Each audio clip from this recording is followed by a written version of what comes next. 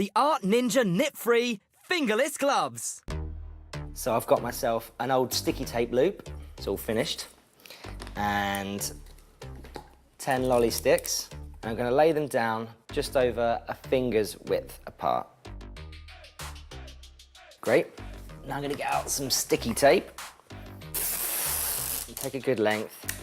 I'm going to lay it about a third of the way down the lolly sticks and just make sure all of them are stuck without sticking to the table. There we go. Turn it over so the sticky side is facing up. I'm going to roll my sticky tape loop across them.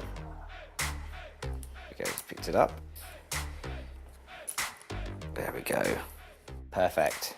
So all of these now are at equal distance around the sticky tape loop, and this will become my loom. Cool.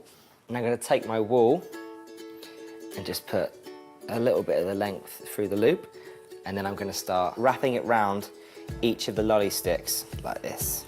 Wrap and loop, wrap and loop. Now I'm wrapping these loops around quite loose, as I need the tension to be loose for the next step.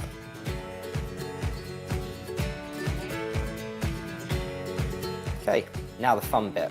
Got a loop around every single lolly stick, and I'm going to do a loop around the first one I did, and then pull the bottom loop over the top loop and down the other side of the lolly stick. And this is where all the stitches and loops start to interlock. Every time I make a new loop, the bottom loop goes over the top of it, tying the whole thing together. And eventually, it will start flowing through the middle of our tube like that. Now this can take a little while, so I'm going to do it at ninja speed. Using thicker wool gets you quicker results as it starts to build up faster. Nearly there now.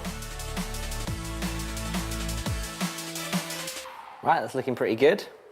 You can see how it's all come together through the loom. Even though the technique isn't traditional knitting, the end result looks pretty convincing.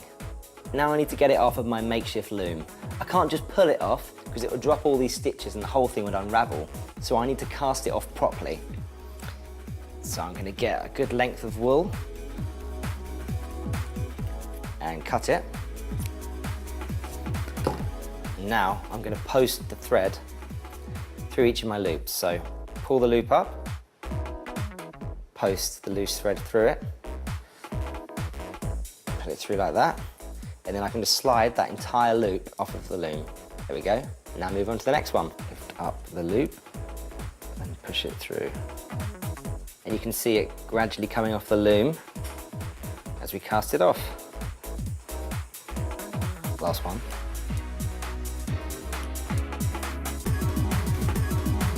Look at that. Looks great. Tie a knot in the loose ends of the wool so they don't unravel. There we go. Get rid of that bit. So now I've got one, but I need to ninja myself another one. There we go. Right, might as well try them on. When you get to the end, about there, find a little hole in the stitch, pop your thumb through. There we are. I think Sarah's going to be really happy with these. Now you don't just have to make green ones, you can change colours to create a stripy pattern, and you can experiment with different size looms, like this cake tin I've used to make this rad hat. Knitting without needles. You need to get involved in this.